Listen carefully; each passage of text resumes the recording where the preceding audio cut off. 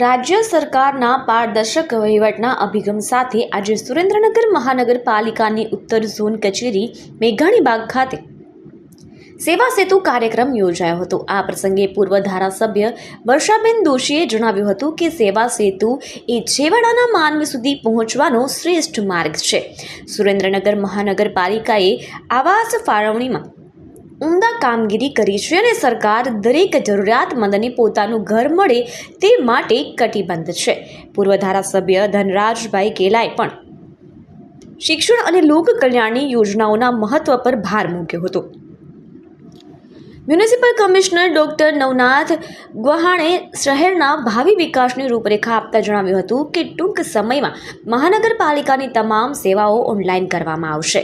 નદી કાંઠે રિવરફ્રન્ટના કામો અને વઢવાણના ઐતિહાસિક વારસાને જાળવવા ₹50 કરોડના ખર્ચે ધોળીપોળ અને આઇકોનિક રોડની કામગીરી પ્રગતિમાં છે।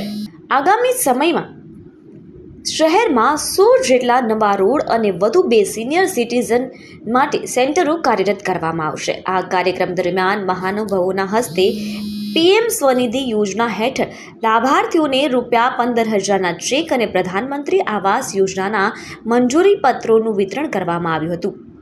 કાર્યક્રમમાં નાયબ મ્યુનિસિપલ કમિશનર ગૌતમ કુમાર મકવાણા, પૂર્વ હોદ્દેદારો અને મોટી સંખ્યામાં લાભાર્થીઓ ઉપસ્થિત રહ્યા હતા। સમગ્ર આયોજનોનો મુખ્ય હેતુ વહીવટી પ્રક્રિયાને સરળ બનાવી નાગરિકોના પ્રશ્નોનું સ્થળ પર જ નિરાકરણ લાવવાનો રહ્યો હતો।